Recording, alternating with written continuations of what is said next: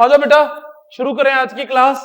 ये बहुत important unit है and this unit is our centre of mass. ठीक है, इसके दो एस्पेक्ट्स हैं, एक रोटेशनल मोशन और एक सेंटर ऑफ मास। पहले आज हम सेंटर ऑफ मास को समझते हैं। बहुत ध्यान समझना, चैप्टर को फील करते हुए आगे बढ़ना। Centre of mass small part है, समझ जाओगे तो बहुत ही इजीली इसके क्वेश्चंस को अप्रोच कर पाओगे। छोटा मोटा क्वेश्चन आपको हर तरह के एग्जाम में देखने की सेंटर होता है। It is important for school exams as well as for competitive exam. क्या मेरी बात क्लियर है? It is important for school exams as well as for competitive exam. आज पहले सेंटर ऑफ मास की फील लेते हैं, देखते हैं सेंटर ऑफ मास क्या है। ये देखना जरा, ये क्यों देखोगे, ये देखो, ये दिख रहा है, ये दिख रहा है। मैं अपने हाथ को आगे ला रहा हूं, आगे ला रहा हूं, आगे ला रहा हूं, आगे यहां पे रखा, देखो ये गिर रहा है, गिर रहा है। कुछ और करता हूं, ये करता हूं, गिर गया।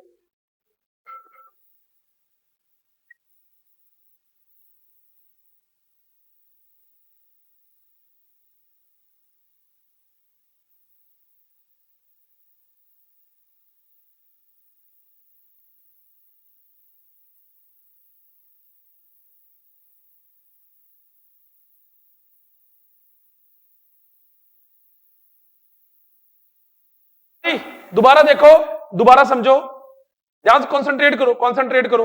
अगर मैं इसको ऐसे ला रहा हूं, ऐसे ला रहा हूं, ऐसे ला रहा हूं, दोनों अगर दोनों फिंगर्स को मूव कर रहा हूं, तो ये फाइनली देखो यहां पर बैलेंस है, यस और नो। लेकिन अगर मैं इसको यहां बैलेंस करने की कोशिश करूंगा, बैलेंस होगा? मान लो ये आपने जिम गए, जिम देखा होगा। शर्मा जी तो कहां गई है, देखी हूं। अच्छा ठीक है, तो मान लेते हैं कि ये एक रॉड है और इस रॉड के इधर 5 किलो लगा है और इधर 5 किलो लगा है। 5 समझते हो ना, है ना? इधर भी कितना लगा है 5 केजी, इधर भी कितना लगा है 5 केजी, 5 किलो और 5 किलो। इसको बीच से उठाऊंगा, उठ जाएगा? बोलो यस और नो।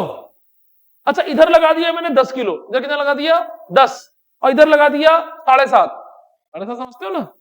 हाँ, इधर कितना लगाया 10, इधर कितना लगाया 7.5। क्या अब ये बीच में बैलेंस होगा ना? इधर किधर गिरेगा 10, इधर 10 है ना, 10 की तरफ गिर जाएगा, यस और नो। लेकिन अगर मैं थोड़ा इधर आ जाऊं तो क्या ये बैलेंस हो जाएगा? यस, बैलेंस हो जाएगा। क्या हो जाएगा? बैलेंस हो जाएगा। क्यों बैलेंस हो जाएगा? क्योंकि उस पे उस बॉडी का क्या लाई कर रहा होगा?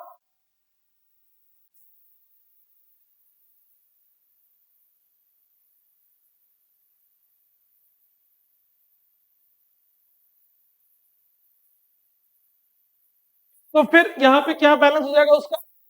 Centre of mass. क्या मेरी बात क्लियर है? क्या पॉइंट क्लियर है? अच्छा, ये पेन वाला गेम खेला है? पेन वाला गेम यार, पेन से पेन, और यहां ध्यान से देखना जरा, ये देखना, ये पेन है। अगर मैं इस पेन के, यहां ध्यान दो, किसी और को मत देखो, मुझे देखो बस। अगर इस पेन के मैं बिल्कुल बीचों बीच मारूं, कैसा मोशन है इसका? सीधा मोशन है ना। लेकिन अगर इस पेन के मैं साइड पे मारूंगा तो घूम रहा है, करके देखो। पेन के साइड पे मारो क्या करेगा? घूमेगा। बिल्कुल बीच में मार के देखो, जहां पे उसके मिड पॉइंट में मार के देखो, कैसा जाएगा? स्ट्रेट जाएगा। कैसा जाएगा? स्ट्रेट। यस और नो? होगा नहीं होगा? वो फूफा वाला, कुंफू वाला मूवीज देखी है? उसमें देखा होगा कि कोई ऐसे खड़ा है, फाइटर दोनों लड़ रहे हैं, उसके बिल्कुल बीचे बीच में ऐसे मारा, कैसे जाता है पीछे? वो ऐसे स्ट्रेट। देखा कभी? अगर ऐसे बीचे मारा कैसे जाता है? ऐसे बिल्कुल स्ट्रेट। यस और नो? और कभी देखा है अगर यहां से मुंडी पे मार दिया फिर ऐसे नाचते हो जाएगा? साउथ इंडिया में देखा कि नहीं? इधर से एक चढ़ाक मारा, झड़ाक मारा, 3 बार घूमते हुए गया। हो सकता है ऐसा। देखो, अगर तुम इस बॉडी है, इस बॉडी को अगर मैं नेचुरली घुमाऊं, देखना कैसे घूमेगा अपने सेंटर के अबाउट। देखो कैसे घूम रहा है अपने सेंटर के अबाउट। मान लो मेरे हाथ में कुल्हाड़ी होती, कुल्हाड़ी से, है ना, उसके नीचे का पोर्शन हैवी है कि ऊपर का पोर्शन हैवी है? ऊपर का पोर्शन। अगर मैं कुल्हाड़ी को फेंकूंगा तो वो अपने मिड पॉइंट के अबाउट रोटेट करेगा कि अपर पॉइंट के अबाउट रोटेट करेगा? अपर पॉइंट, भारी वाली चीज के अबाउट रोटेट करेगा। यस और नो? क्यों ऐसा क्यों होता है? ये बीच में क्यों बैलेंस हो रहा है? क्योंकि क्योंकि जब मैंने इसको मूव करना शुरू किया और ये बीच में आके क्यों बैलेंस हो रहा है, because this the point is known as the centre of. अगर मैं इधर शिफ्ट हो जाऊंगा तो देखो ये बैलेंस नहीं हो रहा है, देखो गिर रहा है ना, पता लग रहा है, देखो गिर रहा है, देखो। लेकिन यहां पे मैं बैलेंस करूं तो थोड़ा इधर आ जाए, समझ रहे हो। लेकिन अगर मैं इसको यहां बैलेंस करना चाहूं तो, यहां करना चाहूं तो मूर्ख भी बता देगा गिर जाए। मेरी बात समझ में आएगी, इसके लिए फीस पढ़ने की जरूरत नहीं है। यहां कहूंगा बैलेंस करूंगा, पागल है। यहां बैलेंस करेगा, ये इसमें कौन सी बड़ी बात है, ये तो मैं भी कर सकता हूं। बट यहां पे फिजिक्स का क्या कंसेप्ट यूज हो रहा है, the concept of centre of mass. क्या है ये सेंटर ऑफ मास, ये एक इमेजिनरी पॉइंट है। कैसा पॉइंट है ये, एक इमेजिनरी पॉइंट, जहां पे बॉडी का सारा mass concentrated. What is centre of mass, it is an imaginary point where whole mass of the body is supposed to be concentrated, where whole mass of the body is supposed to be concentrated। center of mass पे body का सारा mass concentrated माना जाता है। क्या मेरी बात समझ में आ रही है। फिर मन में एक सवाल आता है कि हम इतना कुछ पढ़ ही रहे थे, फिर एक और चैप्टर बनाने की क्या जरूरत थी, क्या जरूरत थी सेंटर ऑफ मास बनाने की। अगर हम सेंटर ऑफ मास चैप्टर नहीं पढ़ते तो क्या दिक्कत होती, तो ये जरा समझ।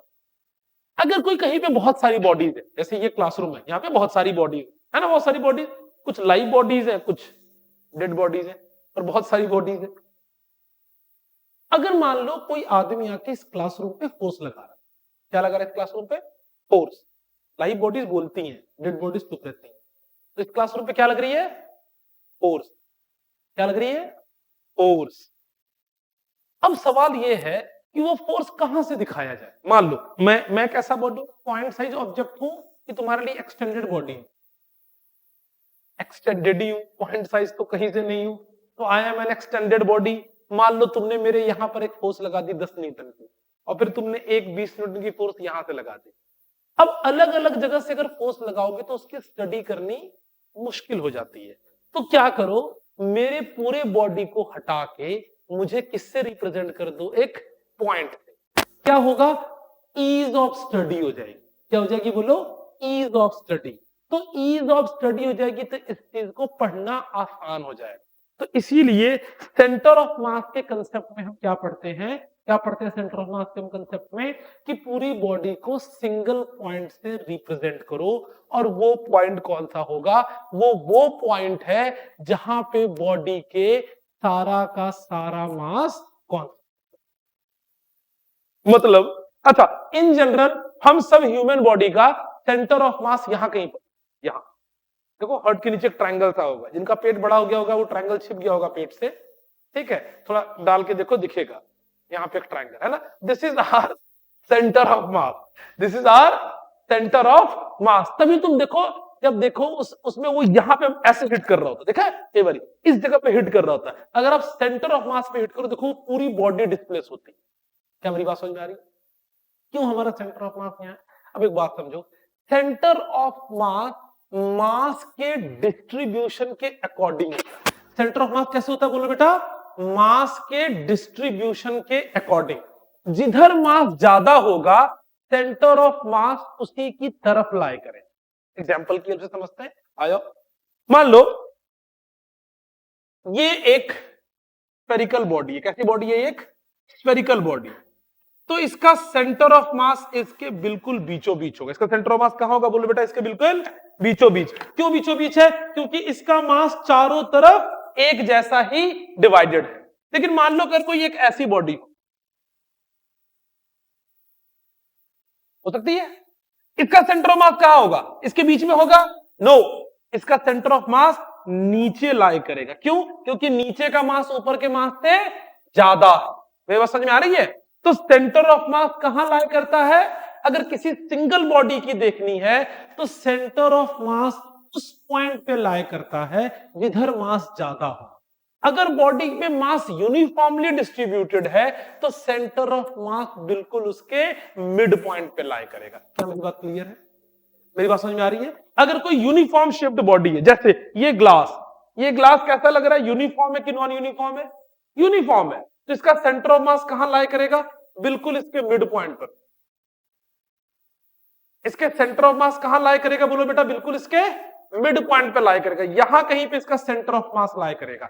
लेकिन अगर ये बॉडी नॉन यूनिफॉर्म होती, कोई भी नॉन यूनिफॉर्म शेप बॉडी ले लो, कोई भी बॉडी ले लो नॉन यूनिफॉर्म, कुछ नॉन, हम सभी नॉन यूनिफॉर्म है, किसी और को लेने की क्या जरूरत है? तो हमारा सेंटर ऑफ मास हमारे बिल्कुल बीच में लाए नहीं करता है। तो व्हाट इज सेंटर ऑफ मास? सबसे पहले लिखो सबसे पहले सेंटर ऑफ मास की डेफिनेशन लिखो, it is an imaginary point.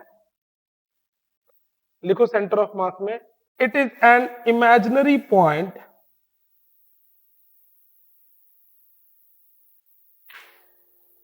where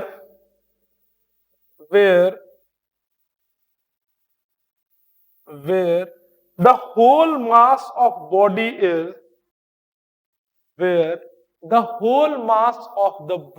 is supposed to be concentrated. Center of mass is an imaginary point where whole mass of the body is supposed to be concentrated. Centre of मास कैसा point है? बोलो बेटा, एक imaginary point है जहां body का सारा mass concentrated हो सकता है। नेक्स्ट पॉइंट बना के लिखो, पॉइंट बना के लिखते चलो। फर्स्ट पॉइंट लिखो, centre of mass could be for, centre of mass could be or can be for one body. Center of mass could be for one body or collection of bodies. Center of mass could be for one body or collection of body. ठीक है, centre of मास किसका किसका हो सकता है? बोलो बेटा, एक बॉडी का या फिर कलेक्शन ऑफ बॉडीज का। क्या मेरा अकेला सेंटर ऑफ मास हो सकता है? यस। क्या मेरा लल्लू राम का सेंटर ऑफ मास हो सकता है? यस। क्या मेरा लल्लू राम और छोटू का सेंटर ऑफ मास हो सकता है? यस। क्या मेरा लल्लू राम छोटू और छोटी का सेंटर ऑफ मास हो सकता है? यस। क्या इस पूरे क्लासरूम का सेंटर ऑफ मास हो सकता है? यस। क्या डुगरी का सेंटर ऑफ मास हो सकता है? यस। क्या इंडिया का सेंटर ऑफ मास हो सकता है? यस। क्या अर्थ और मून का सेंटर ऑफ मास हो सकता है? यस। क्या सोलर सिस्टम का सेंटर ऑफ मास हो सकता है? यस। क्या लल्लू राम और उसकी हैप्पी फैमिली का सेंटर ऑफ मास हो सकता है? यस। तो सेंटर ऑफ मास किसी एक बॉडी का भी हो सकता है या फिर कलेक्शन ऑफ बॉडीज का भी हो सकता है। लेकिन सेंटर ऑफ मास की पोजीशन किसके ऊपर डिपेंड करेगी? जहां का मास ज्यादा होगा। नेक्स्ट पॉइंट बना के लिखो। नहीं बेटा, अटैच नहीं होंगी तब भी, वही तो मैं बता रहा हूं। मैं और लल्लू राम कहां अटैच? बिल्कुल डिटैच है। मैं एग्जांपल के हेल्प से बताता हूं। पहले नेक्स्ट पॉइंट लिखो, the center of mass of two bodies, line लिखवा तो नहीं दी है ना? हाँ देखो, center of mass of two bodies always lie on the line joining them. Always lie on the line joining them. Center of mass of two bodies always lie on the line joining them. Next point लिखो, तो सारी बात explain हो जाएगी तुरंत। Center of mass of two body, ऐसे लिखो, center of mass will always lie, two body काट दो, दो से ज्यादा बॉडी भी हो सकता है। Center of mass will always lie, center of mass will always lie towards the body of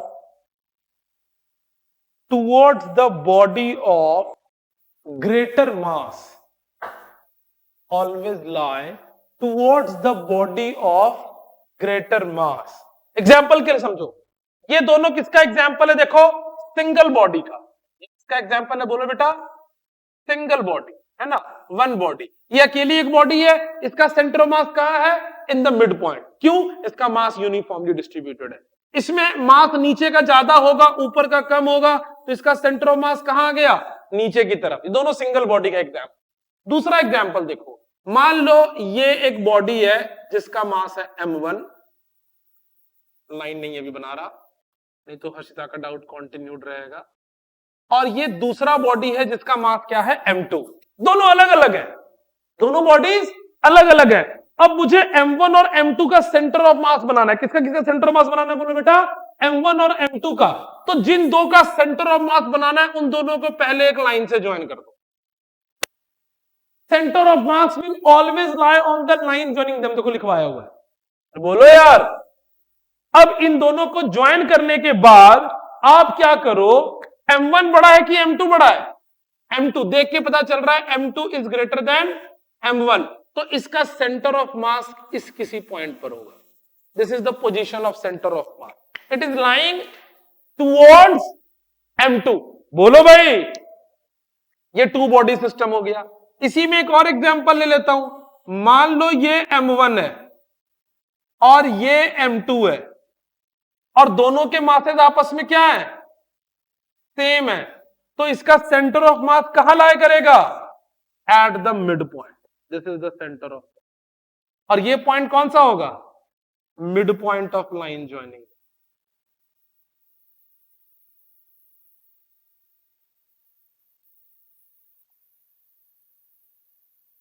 क्या पूरी बात क्लियर है?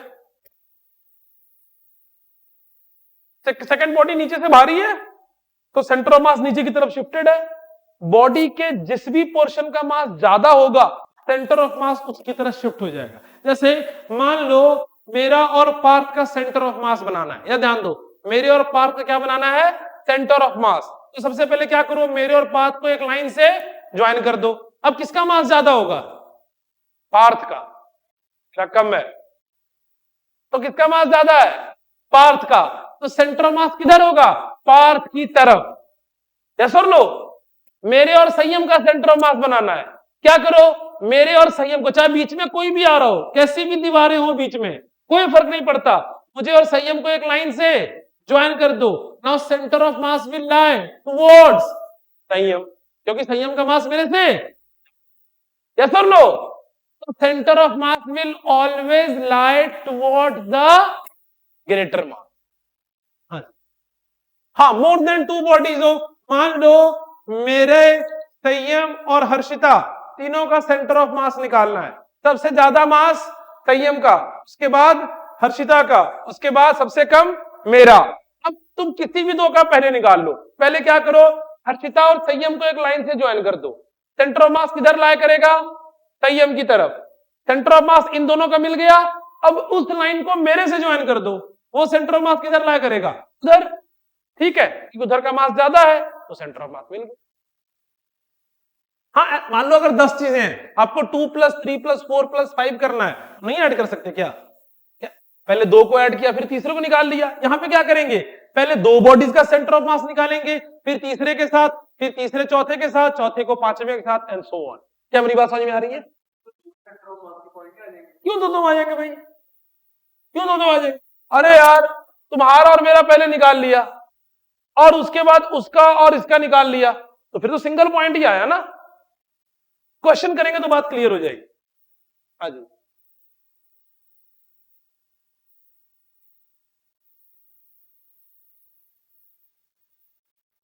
अरे भाई अल्टीमेटली तो सिंगल ही बनेगा।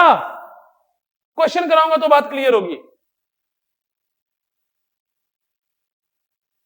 नहीं पढ़ने से दिमाग काफी मोटा हो गया, धीरे धीरे पतला होगा। पहले ये नोट डाउन करो। हो गया, डन। नेक्स्ट पॉइंट लिखो।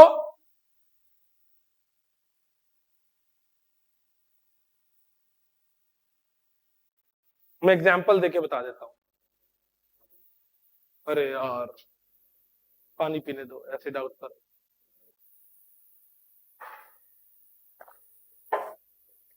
बताऊं?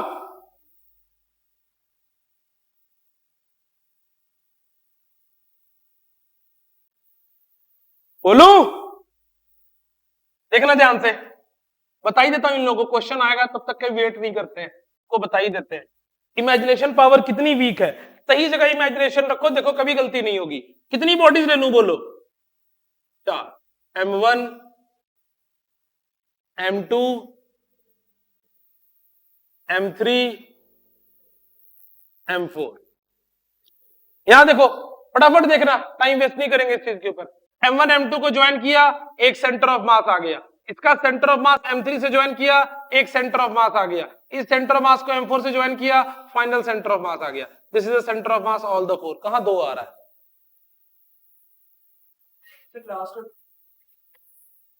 अरे यार जब हमने उन दोनों की जगह पर ये ले लिया, इसका मतलब वो दोनों तो हट गए ना। This is the centre of mass of M1 and M2, तो M1 M2 की क्या जरूरत है? बोलो भाई।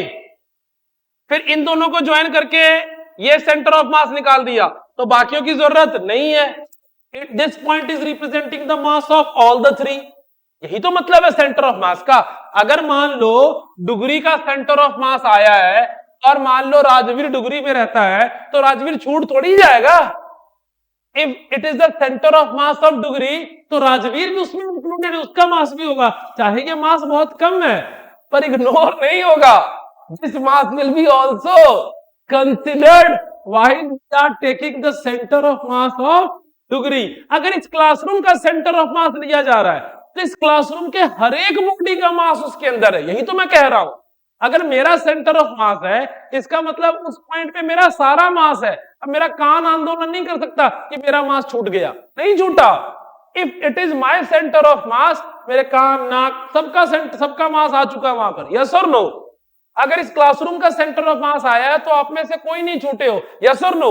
And now you all represented by a single point। अगर पूरे सोलर सिस्टम का सेंटर ऑफ मास बनाया जाएगा, तो वो क्या होगा? पूरे सोलर सिस्टम का मास वहां पे कॉन्सेंट्रेटेड होगा। पूरे सोलर सिस्टम की हर एक चीज उसके अंदर इंक्लूडेड होगी। क्या मेरी बात समझ में आ रही है? बहुत अच्छी बात। इतना नहीं आता भी यार, यूनिवर्स के बारे में पता ही नहीं है तो ठीक है। अब नेक्स्ट बात समझो बेटा ध्यान से। अभी तो अपने को यही नहीं पता कि मिल्की वे गैलेक्सी के बाद और कितनी गैलेक्सी है। नहीं मेरी बात समझ में आई?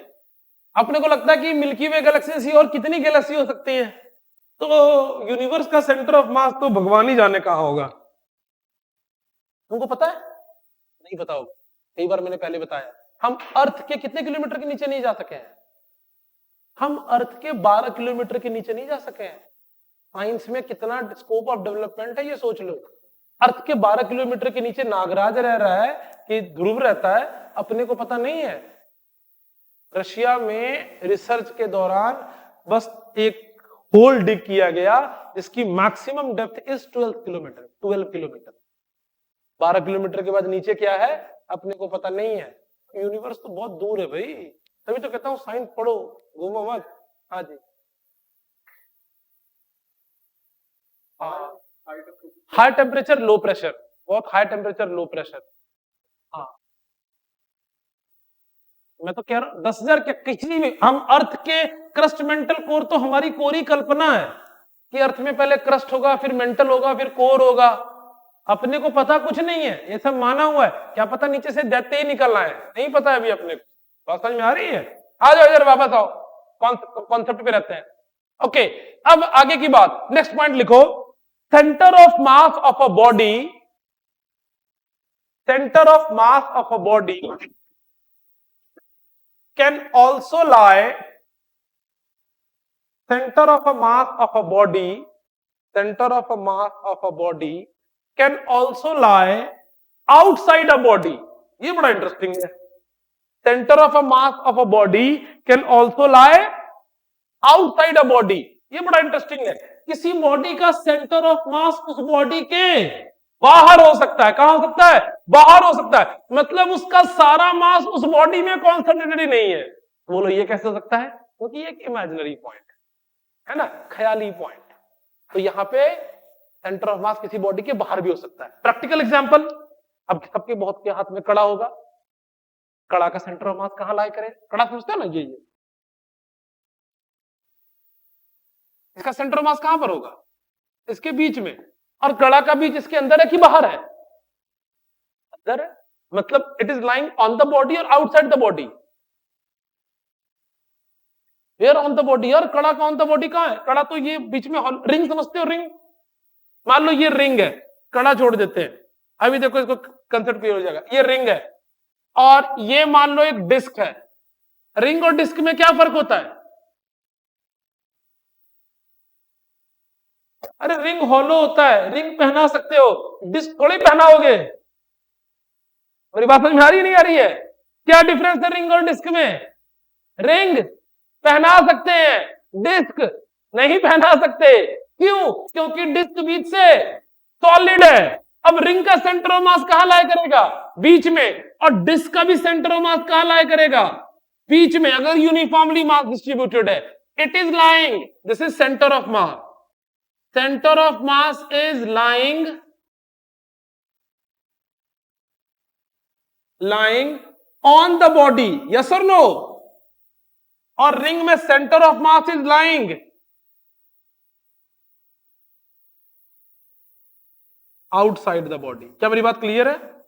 फटाफट लिखो फिर आगे चलते।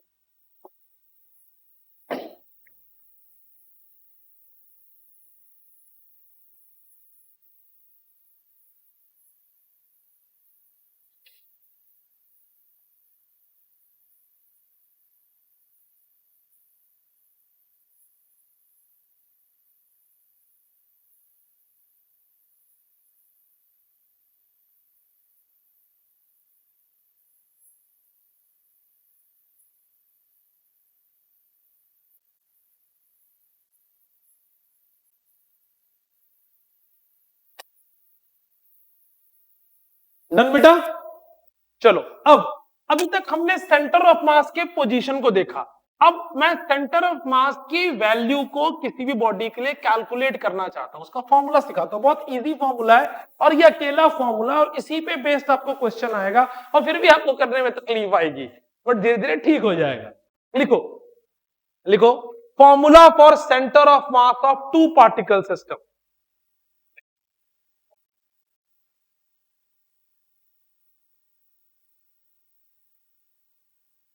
of mass of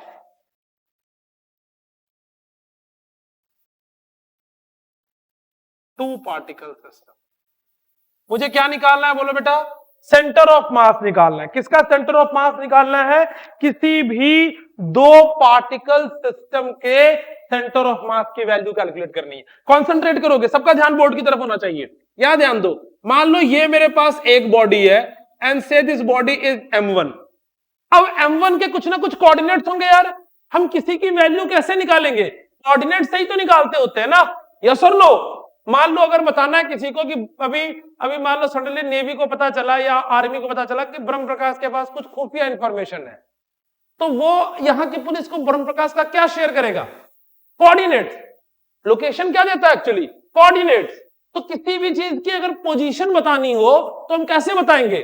कोऑर्डिनेट्स की हेल्प से। क्या मेरी बात समझ में आ रही है? तो ये m1 मास के कोऑर्डिनेट्स क्या होंगे? x1, y1, z1 मान लिया हमने, बोलो यस और नो?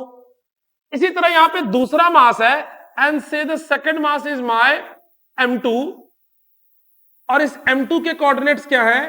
x2, y2, z2। क्या मेरी बात क्लियर है? तो इसका सेंटर ऑफ मास कहां लाया करेगा? m2 is greater than m1, तो यहां कहीं पे सेंटर ऑफ मास लाया करेगा। बोलो बात समझ में आ रही है?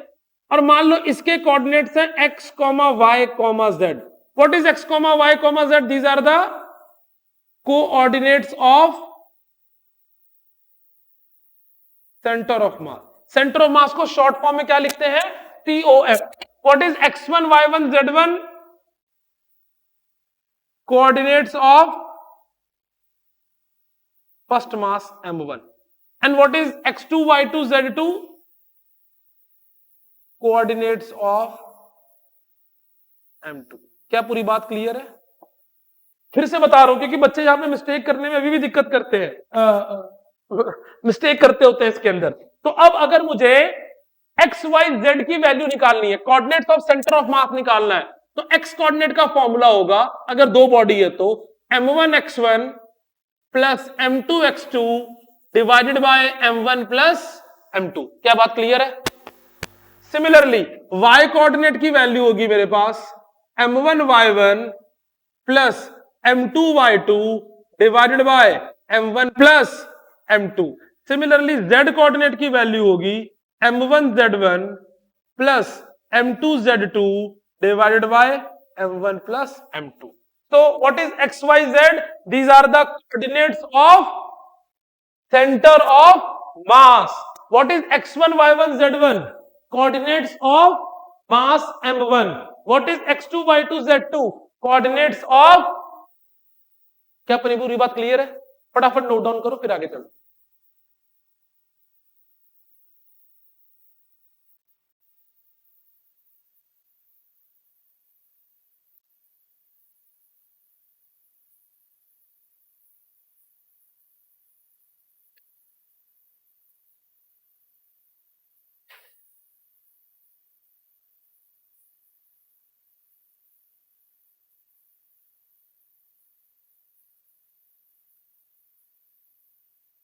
डन बेटा.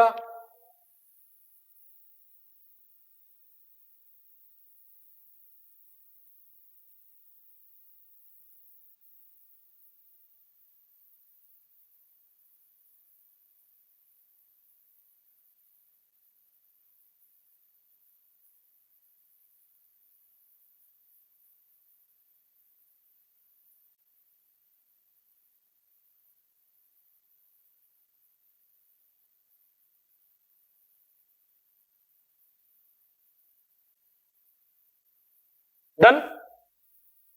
तो ये x y z की वैल्यू आ गई. This is the coordinate of m1, coordinates of centre of mass and coordinates of m2. पूरी पॉइंट क्लियर है? कोई डाउट वाली बात बेटा? ठीक है. अब देखो अगर यहाँ पे तीन बॉडी होती तो फॉर्मूला क्या हो जाता बोलो? m1 x1 plus m2 x2 plus m3 x3 by m1 plus m2 plus m3. चार बॉडी होता तो m4 x4 bye m1 plus m2 plus m3 plus m4. तो फॉर n पार्टिकल सिस्टम, यहीं से मैं जनरलाइज कर दे रहा हूं, यहीं से मैं क्या कर रहा हूं? जनरलाइज कर दे रहा हूं. फॉर n पार्टिकल क्या हो जाएगा फॉर्मूला बोलो? x coordinate of centre of mass क्या लिखोगे बोलो बेटा? m1 x1 m2 x2 m3 x3 dot dot dot mn xn divided by m1 plus m2 plus m3 dot dot dot mn. बोलो yes और नो? ये x coordinate of centre of mass आ गया. इसी को एक और तरीका कैसे लिखने का x coordinate of centre of mass का, summation I is equal to 1 से m mi xi upon summation I is equal to 1 से m mi. क्या समेशन लिखने का तरीका सबको आता होता है? तो समेशन लिखने का तरीका आता होता है. तो ये क्या मतलब, इसी चीज को हम इस शॉर्ट फॉर्म में लिख सकते हैं. बोलो पॉइंट क्लियर है? समेशन का मतलब क्या होता है? चीजों को जोड़ देना, ऐड कर देना. तो ये x कोऑर्डिनेट हो गया.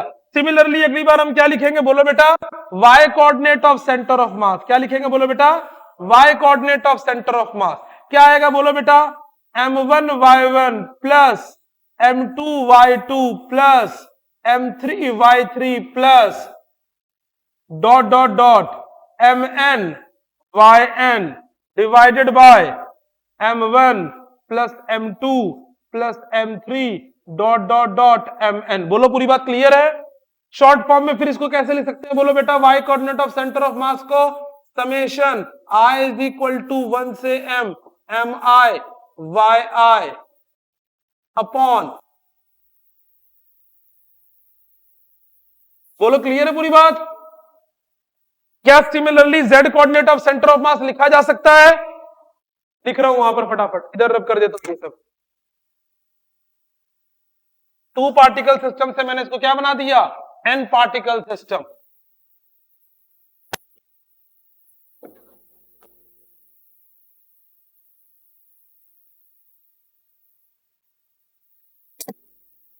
z coordinate of centre of mass क्या लिखूंगा बोलो बेटा?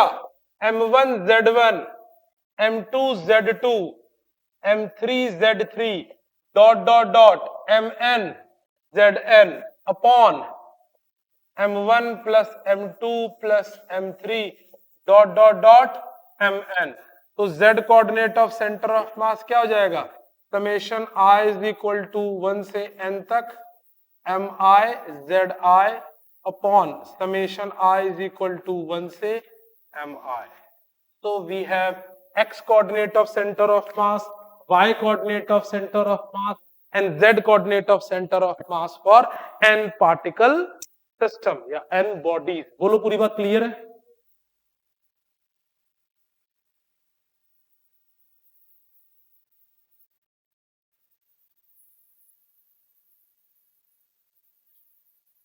4 बॉडी होगी तो 4 यूज करोगे, 6 बॉडीज होगी तो 6 यूज करोगे, 10 बॉडीज होगी तो 10 यूज करोगे। कोई डाउट वाली बात? आगे चले।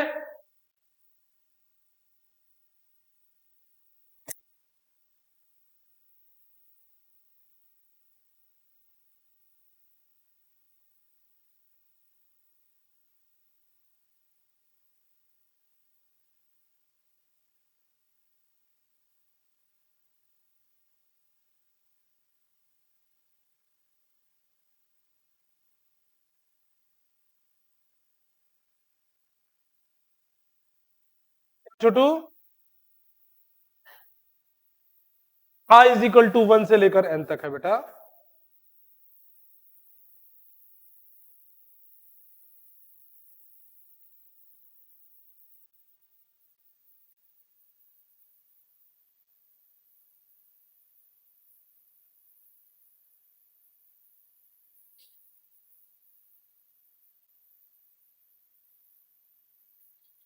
डन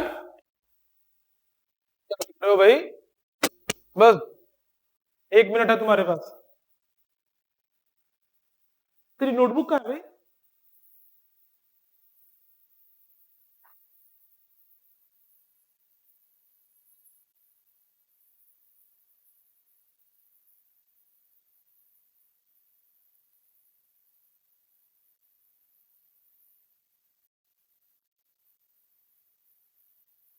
नेक्स्ट लिखो, expression for centre of mass in terms of position vector. क्या आपको पोजीशन वेक्टर पता है बेटा? ओरिजिन से उस पॉइंट तक ज्वाइन करने वाला वेक्टर क्या कहलाता है? Position vector. आ जाओ हम बात करते हैं expression for centre of mass in terms of position vector. किसके टर्म्स में बोलो बेटा? पोजीशन वेक्टर के टर्म्स में। बहुत ध्यान से देखना, चीजों को समझने की कोशिश करना। ये मान लो मेरे पास एक्स एक्सेस है और ये मेरे पास क्या है बोलो बेटा? एक वाई एक्सेस। और ये मान लो कोई बहुत सारी बॉडीज का कलेक्शन है। यहां कोई बॉडी है M1, फिर यहां कोई बॉडी है M2, फिर यहां कोई बॉडी है M3, so on dot dot dot, यहां बॉडी है Mn। ध्यान से देखना, चीजों को समझना, ठीक है? बस याद नहीं करना। सिमिलैरिटी दिखती है पर सिमिलैरिटी है नहीं। तो ये पहली बॉडी का पोजीशन वेक्टर क्या होगा बोलो बेटा? R1 vector. दूसरी वेक्टर का पोजीशन वेक्टर क्या होगा बोलो बेटा? R2 vector. तीसरी बॉडी का पोजीशन वेक्टर क्या होगा बोलो? R3 vector. चौथे वेक्टर का पोजीशन वेक्टर क्या होगा बोलो बेटा? R4 vector. ये कौन सा वेक्टर है? These are the position vectors of M1, M2, M3, M4, M5, M6 and Mn। इस पूरे सिस्टम का मान लो यहां पे कौन लाया कर रहा है? सेंटर ऑफ मास। तो ओरिजिन से यहां पे ज्वाइन कर दो, this is the position vector of centre of मास। ध्यान से फिर से देख लो, व्हाट इज RCOM? पोजीशन बोलो बेटा, vector of centre of mass. What is R1? Position vector of M1। What is R2? Position vector of M2 and so on. ठीक है ना? तो RCOM का formula, position vector of centre of mass का formula क्या बनेगा बोलो बेटा? M1 R1 plus M2 R2 plus M3 R3 dot dot dot Mn Rn divided by M1 plus M2 dot dot dot Mn. Now this is the formula for position vector of center of mass, है ना?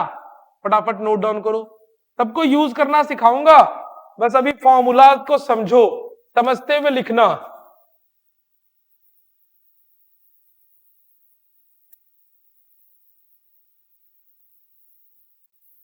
एक centre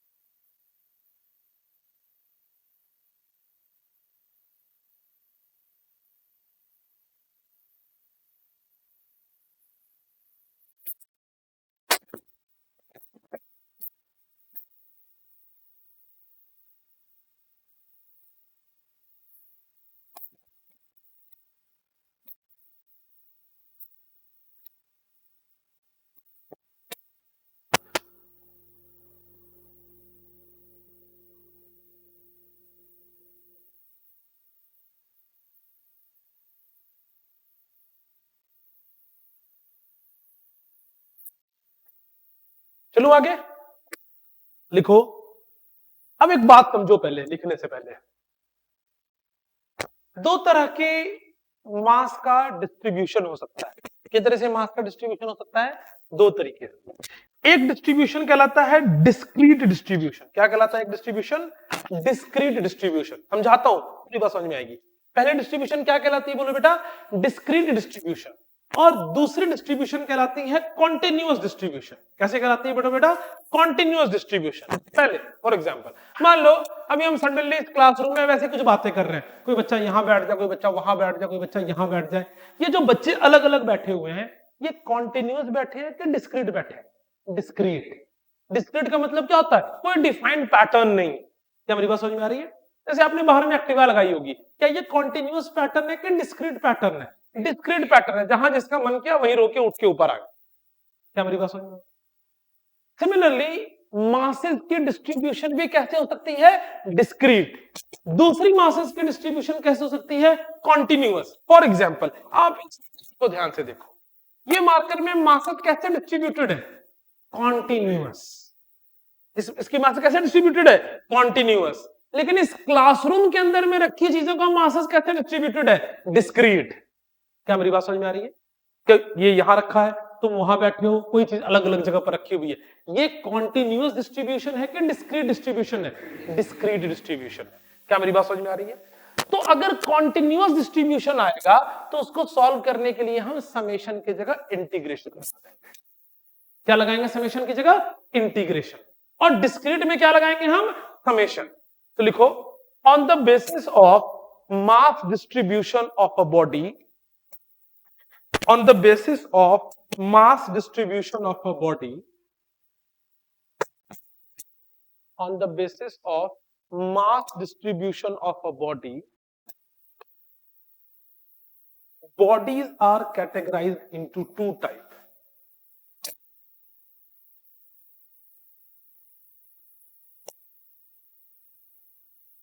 Categorized into two types. पहला discrete object system,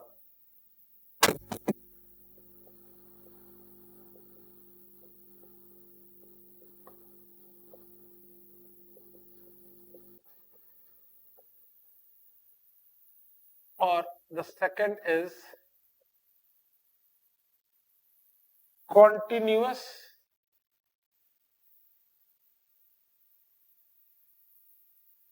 object system. Discrete की spelling क्या होती है? ET. हाँ जी, ET. ठीक है, डिस्क्रीट ऑब्जेक्ट सिस्टम और कॉन्टिन्यूअस ऑब्जेक्ट सिस्टम। अगर डिस्क्रीट ऑब्जेक्ट सिस्टम है, you will use the summation, और कॉन्टिन्यूअस में क्या यूज करोगे आप? इंटीग्रेशन। अब इंटीग्रेशन में फॉर्मूला कैसे बनेगा वो भी बताता हूं, और उस फॉर्मूला का एक इंपॉर्टेंट एप्लीकेशन भी आपको बताऊं।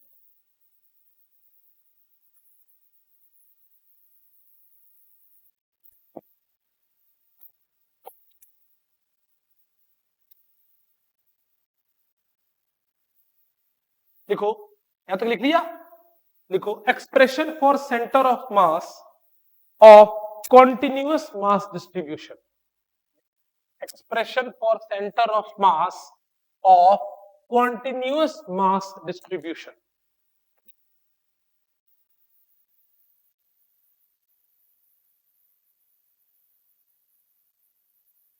Expression for center of mass of continuous mass distribution. ध्यान समझना बेटा, कॉन्टिन्यूअस मास डिस्ट्रीब्यूशन से पहले आपको एक बार डिस्क्रीट का फॉर्मूला याद दिला दूं। What is X coordinate of centre of mass? Summation I is equal to 1 से n M I X I upon summation I is equal to 1 से m आई। यस और नो? अब देखो मैंने क्या बोला, समेशन क्या बन जाएगा अब? इंटीग्रेशन। तो ये x coordinate of centre of मास। अब आप सबको पता है इंटीग्रेशन किसी न किसी के क्या होती है? रेस्पेक्ट में होती है। किसी ना किसी के रेस्पेक्ट में होती है, तो ये बन जाएगा एक्स डीएम। ये क्या बन जाएगा बोलो बेटा, एक्स डीएम। लिमिट आप पुट कर लोगे जहां से जहां तक इंटीग्रेट करना है उसके अकॉर्डिंग। क्या मेरी बात समझ में आ रही है? Upon integration of DM. बात समझ में आ रही है? कोई चेंज नहीं है। ये क्या था लोअर लिमिट, ये क्या था अपर लिमिट। हम यहां पे लोअर लिमिट और अपर लिमिट पुट कर लेंगे अकॉर्डिंग टू द रिक्वायरमेंट। ये क्या था एम और एक्स, ये भी क्या है एम और एक्स। एक्स की जगह मैंने एक्स लिख दिया और एम को क्या लिख दिया डीएम। ऐसा क्यों लिखा? क्योंकि इंटीग्रेशन में हमें पता होना चाहिए हम किसके रेस्पेक्ट में इंटीग्रेट कर रहे हैं। क्या मेरी बात समझ में आ रही है? आप सबने इंटीग्रेशन डिफरेंशिएशन पढ़ी है। डिफरेंशिएशन भी किसी न किसी के रेस्पेक्ट में होती है और इंटीग्रेशन भी किसी न किसी के रेस्पेक्ट में होती है। तो now similarly what will be the y coordinate of centre of mass? Integration of y dm upon integration of dm। बोलो यस और no. Similarly, what is the z coordinate of center of mass?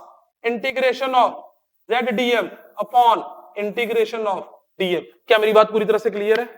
आपको क्या मिल गया formula? ये formula आप कब use करोगे?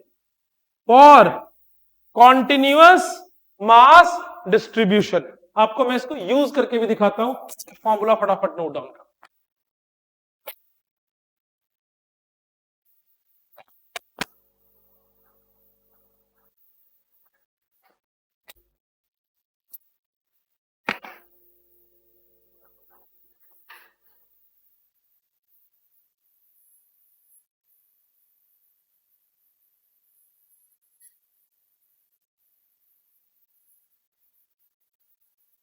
पहले पढ़ लो फिर बात करेंगे।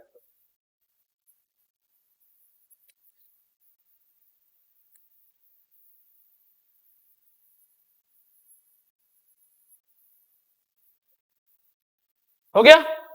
अगर मान लो इसकी लेंथ कितनी मान ले बोलो 30 सेंटीमीटर। एक्स में ना काम खराब होता है, वैल्यूज में समझ में ज्यादा आता है। इसकी लेंथ कितनी होगी 30, उसी को 30 कहते हैं।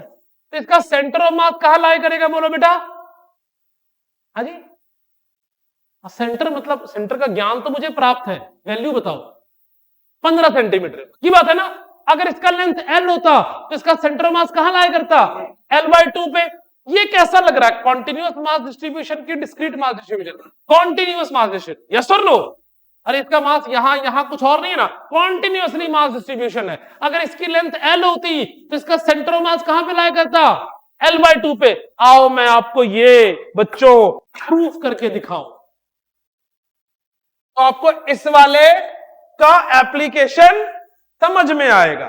ध्यान से देखना बेटा, ध्यान से देखना। ये मान लो मेरा x कोऑर्डिनेट है, मैं मान ले रहा हूं पहले ये मेरा y कोऑर्डिनेट है, और इसके ऊपर मेरी वही वाली रॉड ऐसे रखी हुई है।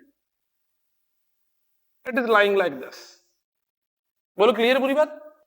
ये इसका ओरिजिन है, this is the origin.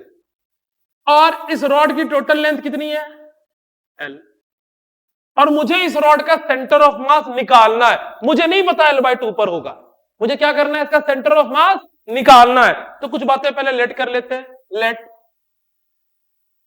m is the mass of rod and l is the length of rod and mass is uniformly distributed on the rod. Mass is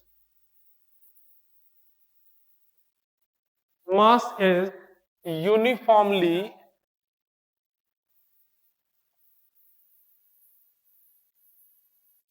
distributed on the rod. यहां concentrate करो, मास इसके ऊपर कैसे distributed है बोलो बेटा?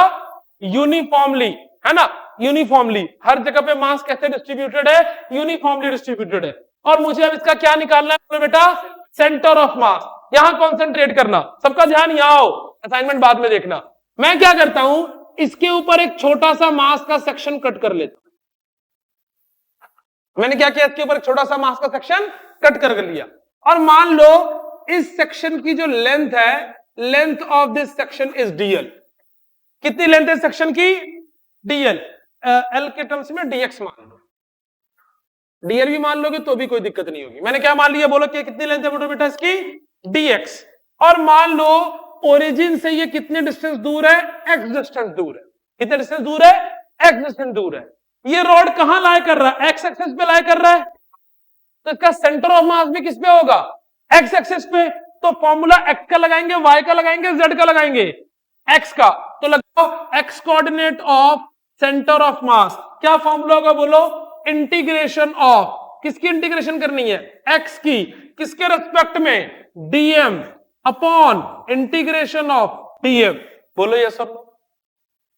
अब अपने को किसकी वैल्यू चाहिए, dm की। तो dm क्या होगा, इस स्मॉल सेक्शन का मास। बोलो भाई what is dm, dm is the mass of this small section. तो देखो यहां से निकल जाएगा, पहले मैं निकालता हूं मास पर यूनिट लेंथ। क्या निकालता हूं बोलो बेटा, मास पर यूनिट लेंथ। कैसे मिलेगा बोलो, total mass divided by L, yes और नो। बोलो भाई अब मुझे किसका चाहिए, मास ऑफ कंसिडर्ड सेक्शन। तो कैसे मिलेगा मास ऑफ कंसिडर्ड सेक्शन, कोई तो बोलो,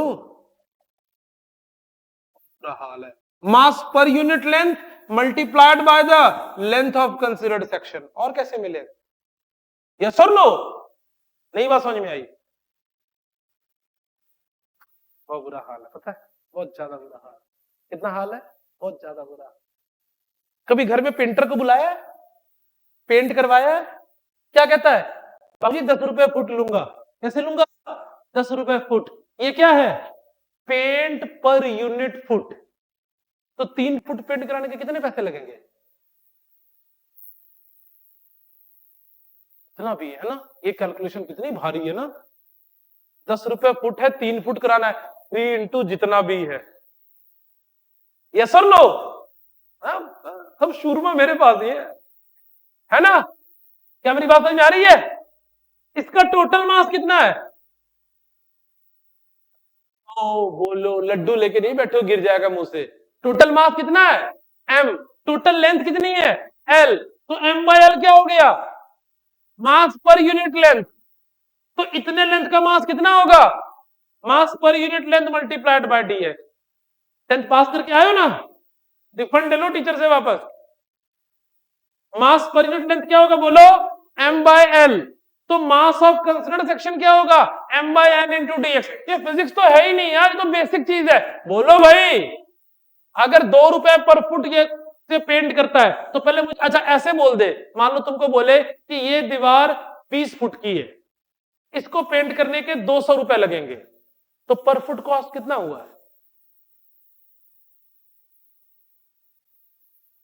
200 बाय 20 कितना हुआ, वैल्यू बताओ 10। तो 4 फुट को कॉस्ट करने का प्राइस कितना होगा, 40। और एग्जांपल दूं कि सेटिस्फाइड हो,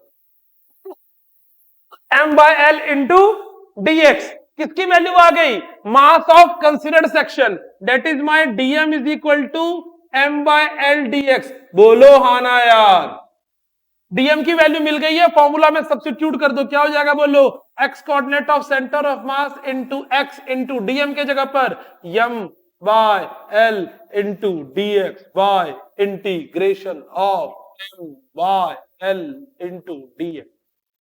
आना बोलो,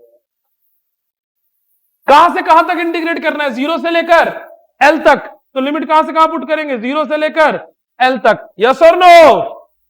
इसको भी 0 से लेकर l तक। इधर वाला रब कर दूं,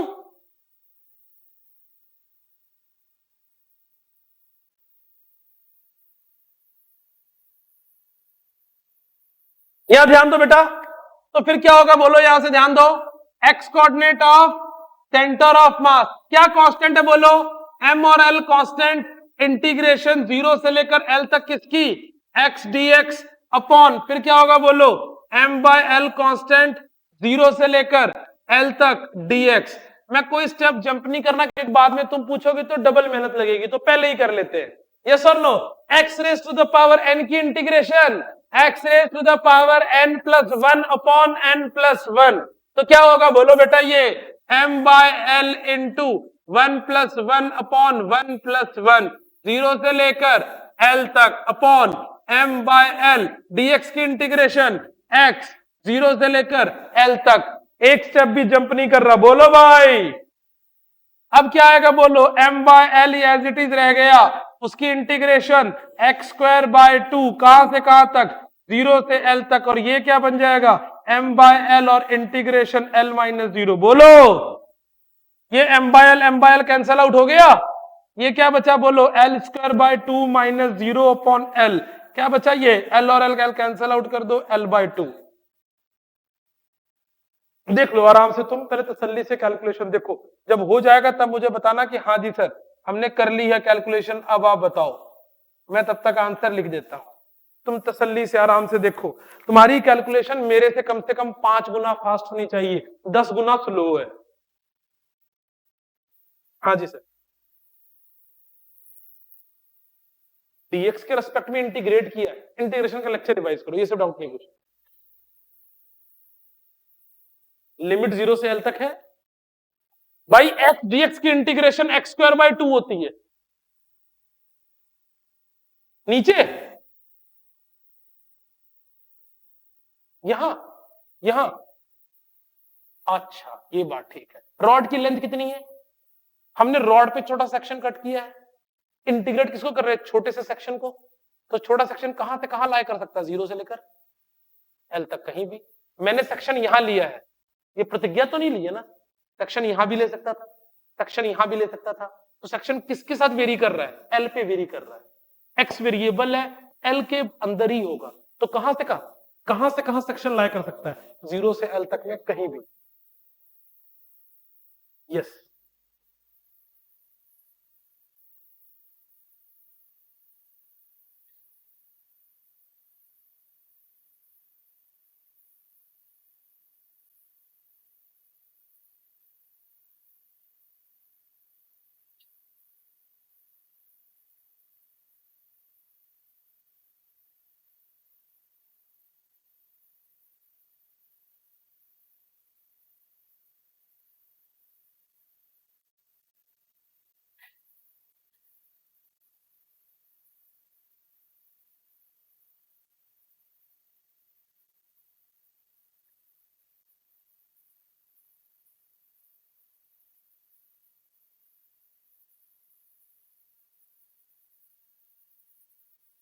क्या मैंने प्रूफ कर दिया,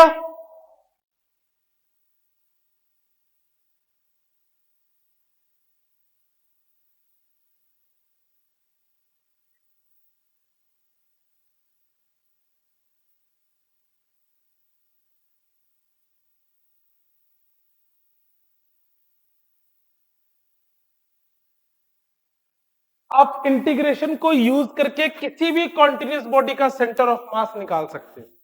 समझ नहीं आया तो दोबारा पूछ लो, और अगर आ गया समझ तो यस बोलो।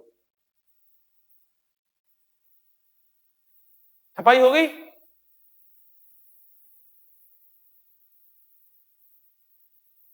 मेरे प्यारे प्रिंटिंग प्रेस वाले बच्चों, बिना दिमाग लगाए छापते हो।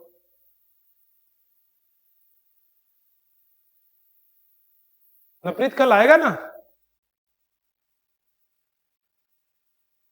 कहीं शाम को अपॉइंटमेंट तो नहीं है डॉक्टर के पास? नहीं वैसे पूछ लिया मैंने। हाँ जी, किस बात की, क्या चीज?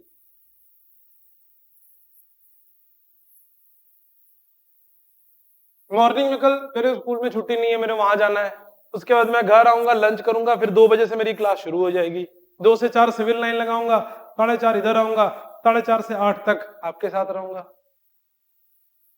अरे क्यों छुट्टी, तुमने कहा जाना मेरे को बताओ? हाँ तो मैं नहीं कर रहा छुट्टी, तुमको किस बात की छुट्टी करनी है बताओ मेरे को? तुम, मैं कह रहा हूं तुमको किस बात की छुट्टी करनी है बताओ, क्यों छोटू? तुमने भी जाना राजवीर, फिर अपना चांस सेंटर ऑफ मास में ढूंढो।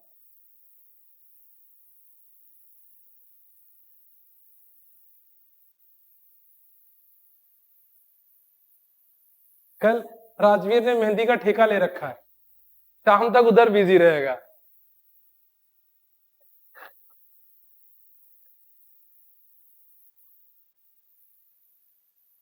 क्या चीज? क्योंकि फॉर्मूला सेंटर ऑफ मास का वो होता है, तो हमने फॉर्मूला में, मैंने रैंडम थोड़ी लिया, इस पूरे रॉड पे एक छोटी सी जगह ली और फॉर्मूला में पुट करके सॉल्व किया तो उसका सेंटर ऑफ मास मिला, क्योंकि वो फॉर्मूला है सेंटर ऑफ मास का। आप किसी की लेंथ और विड्थ को मल्टीप्लाई करके एरिया कैसे मिलता है?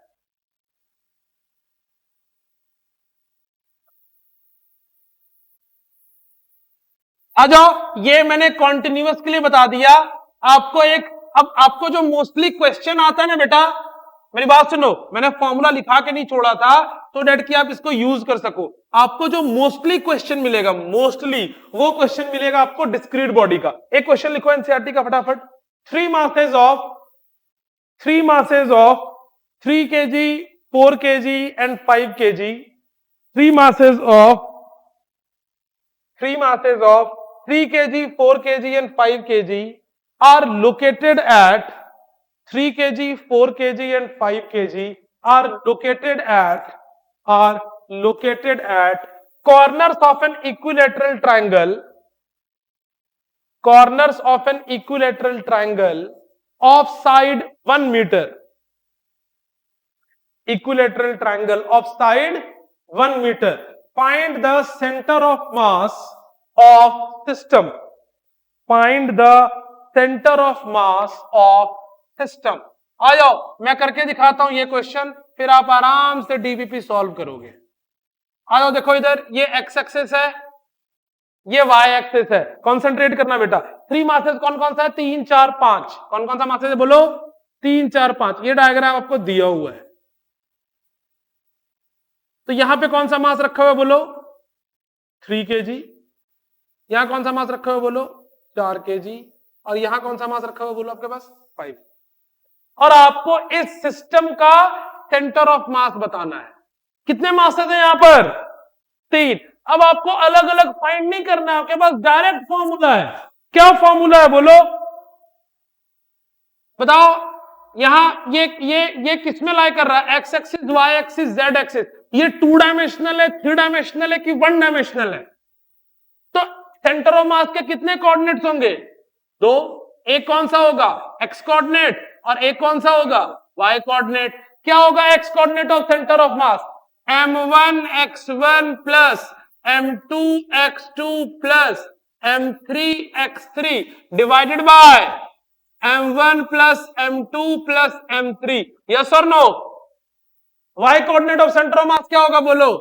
m1 y1 plus m2 y2 plus m3 y3 by m1 plus m2 plus m3। कोई डाउट वाली बात? पक्की बात है? अब अपने को m1 m2 m3 तो पता है, क्या नहीं पता? कोऑर्डिनेट्स नहीं पता। कोऑर्डिनेट्स लिखने पड़ेंगे, पर हमें एक चीज पता है, ये लेंथ कितनी है, ये लेंथ भी कितनी है, ये लेंथ भी कितनी है। तो 3 kg के कोऑर्डिनेट्स क्या होंगे बोलो? 3 kg के कोऑर्डिनेट्स क्या होंगे बोलो? 0, 0। इसके कोऑर्डिनेट्स क्या होंगे बोलो? 0, 1। कोऑर्डिनेट लिखना आता है ना? कैसे लिखते हैं कोऑर्डिनेट? चलो वहां तक। अब यहां तक जाना है तो पहले यहां तक चलेंगे और फिर कहां जाएंगे? ऊपर तक। तो यहां तक, हाँ जी, आई एम सॉरी, आप बिल्कुल सही कह रहे हैं जनाब। अच्छा, इसके कोऑर्डिनेट्स क्या होंगे बोलो? यहां तक की वैल्यू कितनी होगी? हाफ। और ये हाइट निकालनी पड़ेगी ना बेटा? निकल जाएगी ना? ये हाफ है और ये कितना है? 1। तो इस ट्राइंगल से ये लेंथ निकाल सकते हैं। कैसे निकलेगा बोलो? 1 स्क्वायर माइनस हाफ का स्क्वायर क्या हो जाएगा? 1 minus 1 by under root of, आवाज नहीं आई, √3 बाय। कोऑर्डिनेट्स मिल गया इसका। तो अगर ऐसा कभी, अब यहां पे सिंपल फॉर्मूला लगेगा, यस और नो? क्योंकि ये कॉन्टिन्यूअस है कि डिस्क्रीट है? डिस्क्रीट है तो सिंपल फॉर्मूला लग गया। अब वैल्यूज पुट कर दो, एक्स कोऑर्डिनेट में लिख रहा हूं, वाई कोऑर्डिनेट आप खुद लिखना और आंसर निकाल के दिखाओ। एक्स कोऑर्डिनेट क्या होगा बोलो, 3,0 plus 4, into 1 plus 5 into half. बोलो यार, और फिर क्या लिखोगे, 3 प्लस 4 प्लस 5। पक्की बात है। What will be the Y coordinate of centre of mass? आवाज नहीं आई अभी तक। Y coordinate of centre of mass बोलो, 3 into 0 plus 4 into 0 plus 5 into √3/2 upon 3 plus 4 plus 5। Find the answer. That's all for today's class. Start solving DPP.